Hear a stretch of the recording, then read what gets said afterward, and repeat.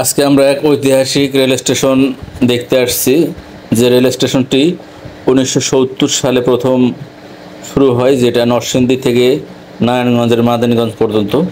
তো দেখেন, rail station ticket কাটতে আসছে। টিকিটের আসলে যে সময়সূচি বা কোথায় কীভাবে যায় সেটা আমরা দেখানো হলো। আর এটা নরসিংদীর আসলে এক ঐতিহাসিক স্থান, আসলে ঐতিহাসিক। এটার বর্তমানে এক নতুন স্বাধীন সার্বভৌম দেশে নতুন 24-এর গণঅভ্যুত্থানে দেখুন, এখানে অনেক সুন্দর সুন্দর ছবি দেখতে পেলেন। এর মোটামুটি অনেকটাই সুন্দরভাবে এটা সাজানো। এটা নরসিংদী গভর্নমেন্ট কলেজের পাশে অবস্থিত।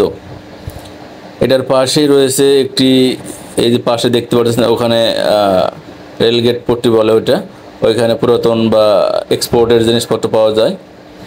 আসলে নরসিংদীর ঐতিহাসিক যে জায়গাগুলো রয়েছে তার মধ্যে নরসিংদীর রেল স্টেশনটা অবশ্যই একটা গুরুত্বপূর্ণ জায়গা, যেটা অনেক আগে 1904 সাল থেকে এটার প্রতিষ্ঠার কাজ চলতেছিল বা এটা নিয়ে কথাবার্তা চলছিল।